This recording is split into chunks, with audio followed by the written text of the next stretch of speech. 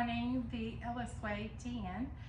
Please subscribe, like, share, comment, all the good stuff. We really, really appreciate it.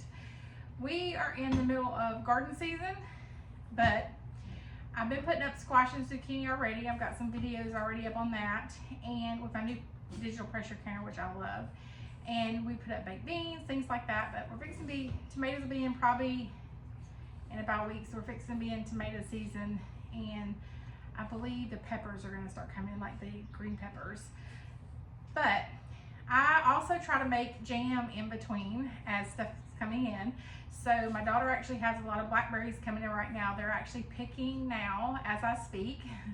And her and my granddaughter are gonna come down and we're gonna make some blackberry jam, jelly, not sure which one yet, but we're gonna make one of those. But I love guava jam. It is my favorite. So I can use the paste a lot of times in pastries. I use the jam on biscuits. It's probably my favorite jam of all. A lot of people have never even tried guava. I'm from Florida, so my dad made guava jam growing up, and I absolutely loved it. So whenever I can find guavas, I try to buy them and make it because we all eat it. We love guava jam. Like I said, we put on pastries. I've got a video coming up probably in a couple weeks where we actually put on some puff pastry. It's so good, and we use it, like I said, biscuits, things like that. So you can make it a paste with this recipe, or it just takes cooking a little bit longer, or you can make the jam. I just make the jam. It's a lot easier. I can store it in jars in my pantry for a year or more. So the paste is more, you make the paste, you put it in the refrigerator, and it's probably good a couple of months. So I like just making the jam. So I looked up at Walmart and they actually had these guavas. This is kind of a different type of guava than what you're probably normally, this is probably what you normally see in the States. So this is just a smaller guava. They aren't pink. A lot of people think they're pink on the inside. These are not pink on the inside. These are just a pale yellow on the inside, almost white. They aren't so colored, but it's super, super easy to make. I got these on clearance, which means they're really ripe. So I'll cut off any bad spots, soak them for a little bit in some water. Then I cut off the ends. Then I just quarter them and put them in a pot and boil them. And I'll go through the steps with you. But I actually just put them in a bowl, a little bit of baking soda, and I soak them for 15-20 minutes. Rinse them off really good.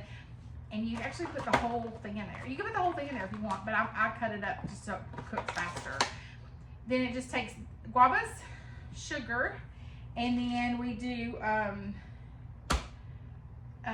lemon juice. I got some extra sugar here. And then you don't have to, because the fruit actually has its own pectin in there. You don't have to add pectin. I add a little bit just for good measure, because every other jam that I make or jelly requires pectin. So I just add it. When my granddaughter's joining me and my daughter in a little bit, like I said, we're gonna make some blackberry too. I'll have that on a separate video, but this one's for my guava jam. It's so good and it's so easy. You can make it in small batches, you can make it in large batches. Totally up to you. We're gonna try to do quite a bit. I've got there's 6 in each. So we'll make quite a bit out of this today, and we'll see how it goes. I've got my jars in the sink, and they're soaking in hot water because I do store them in my garage all winter when I get done using them. So they're in the sink, they're soaking. I'm gonna wash them really good, and then once I get done washing them, just bring the water out. You don't really have, just dump the water out. You don't really have to dry them. And I'm gonna put them straight in my oven and bring them up to about 225 and just leave them in there until I'm ready to pour the jam in them. The rings and the lids I will put in a pot on the stove, and I'll bring those to boil, and then I'll just turn them down just where they stay warm, so that rubber around that seal in the lid will stay warm, and it'll just attach to the jars a little bit better. Plus the jars will be hot, so. But I'll kind of go through it with you as I do it. Super easy. So my guavas are soaking in about a tablespoon I'd say, of baking soda and water. I'll leave them in here for about, like I said, about 15-20 minutes, and I'll sink them in a little bit. These are really, really ripe, so I'll just kind of do like this with them and then rinse them really well. And then I'm going to cut the ends of them off. These are so soft, y'all. I'm super excited. Last time I got them, they weren't this ripe. So the riper you can get a fruit without it spoiling, the sweeter it's gonna be in most fruits. So I'm super excited, but I'll just cut the ends off, then chop it up with the skin and all, and put it in the pot to cook. All right, my guavas are all cut up and quartered. Cut the ends off, then just quartered them. Actually had some pretty pink ones in there, so I was kind of excited about that. But I have roughly about 8 cups. So I'm gonna add this to a pot, and I'm gonna just barely cover them with water and let that boil. So how many ever cups you got, just remember that, because it's gonna be a cup of sugar, a puree. Once I puree, I'll do that, but a cup of sugar for every cup of fruit is what I normally do. It's very sweet, so it is a jam. So these are loaded with seeds, so the meat's kind of in between the seed and the skin. The skin is real soft too. So I'll just, when I strain them, I'll push it through a strainer. It'll get all that out, so it won't go in the jam.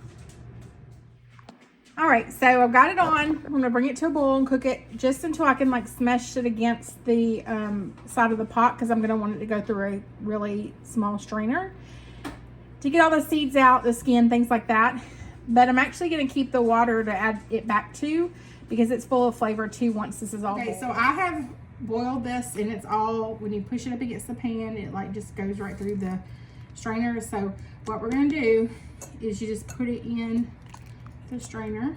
Doesn't matter if the water gets in there, that's fine, because we're going to use this. It smells delicious. These kind of have a weird smell to them when they're just like in the fridge or like whatever. Once you start cooking them, it's really sweet. So you just put a little bit of time if you're doing it this way. Like I said, if you have a blender, you can put it in the blender and just blend everything together. But we're just going to keep doing this, and we're just like getting all the goodness down in the bottom. It just kind of comes through that strainer. And I just kind of do like this, and just keep doing this until you have nothing left but the seeds and the skin. And it'll go down to hardly nothing, because the seeds are really small. So it just takes a little bit of time. The puree. Yeah, look at all that. I do a cup of the puree, and then a cup of sugar, a teaspoon of lemon juice per cup, and a tablespoon of pectin per cup. So that's just kind of, you can adjust it how you want, but that's just kind of a good rule of thumb. It'll be really, really sweet, and but that's okay, because most of the time we put it on like plain pastries, or we put it on plain biscuits, so it really like helps with if it's too sweet. So you don't normally just eat it like that. So these guavas, when you buy them in the store, my house was smelling, I had them in the fridge because they were really, really ripe. But it'll smell, your whole house will smell like guava. And then once you start boiling it, it smells so good. Even the little one over here will smell how good it smells. So if you can see, I still got a little bit more left, but not much. And all I got left is seeds and the skin. Look. So, and that's just the first little start to it. So we're gonna do all of this, and then we're gonna see how much we have. Okay, so we have finished with all the guava, pushing it through the strainer, and then we poured the rest of the liquid that was left in the pot in here, and we're just going to get all the yumminess. Somebody's been trying to take their spoon in there the whole time, but we took the water that was left and put in the pot and poured it through too, so that is just the goodness of the guava. Shouldn't be any seeds, none of the skin. And then we'll stir this around a little bit. We'll measure out a cup of this, cup of sugar, teaspoon of and this lemon juice, and then a tablespoon of pectin to the, what is this, guava. yes. And then we'll heat that for about 40 minutes. Bring it to a boil, and then just turn down just a little bit. You want it to simmer the entire time and cook out the water, and you'll see it start to thicken up in 30 to 40 minutes, and then it'll be ready for the sterilized jars. And then we'll have everything we need. Yep. After that, we'll put all the things in after that, we'll be done. Okay, so we have our sugar and our lemon juice and our guava in here. And you're gonna stir it, comes to a boil, you're gonna stir it constantly. You can turn it down to a simmer. Once it starts to boil and you turn it down to a simmer, that's when you add your pectin. So you're gonna add a tablespoon per cup. We have 8 cups in here total of guava, so we're gonna add 8 tablespoons of pectin.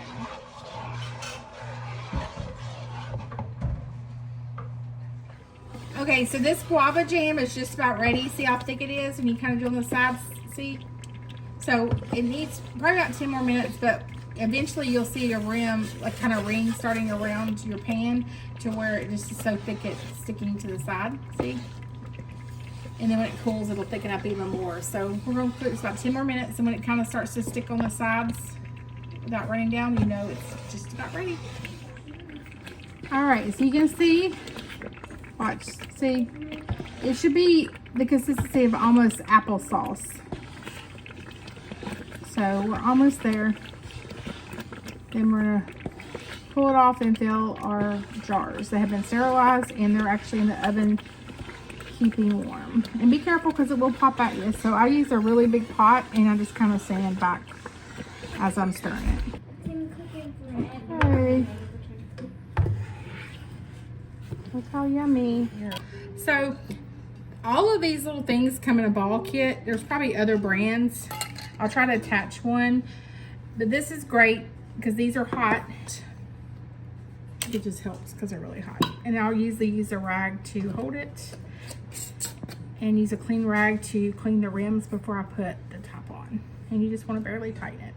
I just set them aside and do the next one. When I'm done, I'm going to cover them up with a towel so they cool a little bit slower.